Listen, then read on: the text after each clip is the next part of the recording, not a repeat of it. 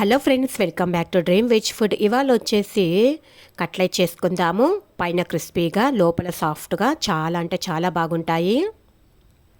ఇవి చేసుకోవడానికి పెద్ద శనగలు అంటే తెల్ల శనగలు నానబెట్టి తీసుకోవాలి. తర్వాత ఒక గిన్నెలో సోయా కొంచెము ఉప్పు వేసుకున్నాను. ఉప్పు వేసుకొని నీళ్ళు పోసుకొని బాగా నానబెట్టుకోవాలి. కొంచెం సేపు విడిసామంటే అవి బాగా నానిపోతాయి నీళ్ళు పోసేసి. తర్వాత నానినటువంటి శనగలను కుక్కర్లో వేసుకున్నాను. కుక్కర్లో వేసుకొని కొంచెం నీళ్ళు, అదేవిధంగా ఒక 2 ఉర్లగడ్డ పెట్టుకున్నాను. ఇవి 2 ఒకేసారి ఉడికిపోతాయి అన్నమాట. ఒక 3-4 విజిల్ రానిచ్చామంటే బాగా మెత్తగా ఉడికిపోతాయి. చూడండి, ఉర్లగడ్డ ఉడికిపోయింది, అదేవిధంగా శనగలు కూడా ఉడికిపోయాయి.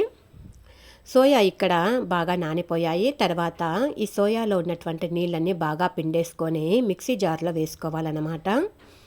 అంటే నీళ్లు ఉంటే కన్నా మనకు కట్లెట్ చేసుకోవడానికి సరిగ్గా రాదు. అందుకే నీళ్ళన్నీ బాగా పిండుకొని ఈ విధంగా మిక్సీ జార్ వేసుకొని బాగా గ్రైండ్ చేసి తీసుకోవాలి. గ్రైండ్ చేసిన మిశ్రమాన్ని ఒక పెద్ద గిన్నెలో వేసుకున్నాను. పెద్ద గిన్నెలో వేసుకుంటే మనకు మిక్స్ చేసుకోవడానికి అన్నీ బాగా కుదురుతుంది, అంటే బాగా సరిపోతుంది. లేదంటే సరిగ్గా మిక్స్ కాదనమాట. తర్వాత ఉడికినటువంటి శనగలు,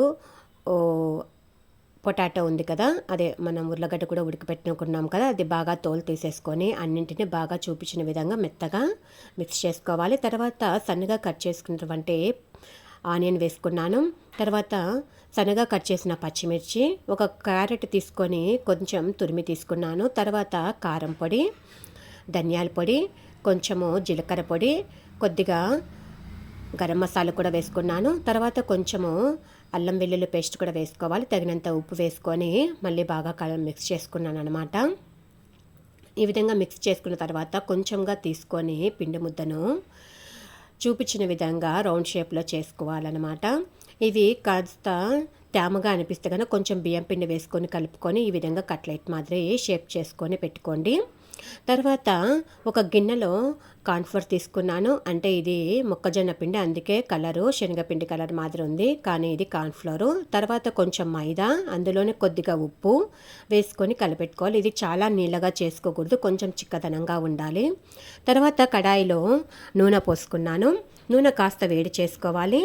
తర్వాత మిక్సీ జార్లో కార్న్ఫ్లెక్స్ వేసుకొని కాస్త గ్రైండ్ చేసుకున్నాను. అంటే పౌడర్గా లేకుండా చూపించిన విధంగా కొద్దిగా గ్రైండ్ చేసుకుంటే సరిపోతుంది. ఈ విధంగా పలుకులుగా ఉండాలి చాలా. తర్వాత ఒక్కొక్క కట్లెట్ను ఈ పిండిలో కాస్త ముంచి తీసుకున్నాను. తర్వాత ఈ కార్న్ఫ్లెక్స్ దీనికి బాగా పట్టించుకొని వేడి నూనెలో వేసుకోవాలి. నూనె అనేది ఎక్కువగా వేడి కాకూడదు, కొంచెంగా వేడైతే సరిపోతుంది. మీడియం ఫ్లేమ్లో పెట్టుకొని బాగా మంచి కలర్ వచ్చేంత వరకు వేగనిచ్చుకోవాలి. ఇటువైపు అటువైపు బాగా తిప్పుకొని బాగా కాల్చుకోవాలన్నమాట. చూడండి, ఈ విధంగా కలర్ వస్తే సరిపోతుంది.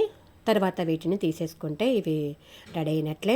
తర్వాత మిగతా వాటిని కూడా ఈ విధంగా చేసేసుకుందాము. చూడండి, బాగా పైన క్రిస్పీగా లోపల సాఫ్ట్గా చాలా అంటే చాలా బాగుంటాయి. పిల్లలు కానీ పెద్దలు కానీ అందరూ బాగా ఇష్టపడతారు. ఇవి ఈవినింగ్ స్నాక్స్గా చేసి ఇచ్చామంటే స్కూల్ నుంచి రాగానే వాళ్ళు బాగా ఇష్టంగా తినేస్తారు. వీడియో నచ్చినట్లయితే లైక్ చేసి సబ్స్క్రైబ్ చేయండి. Thank you for watching.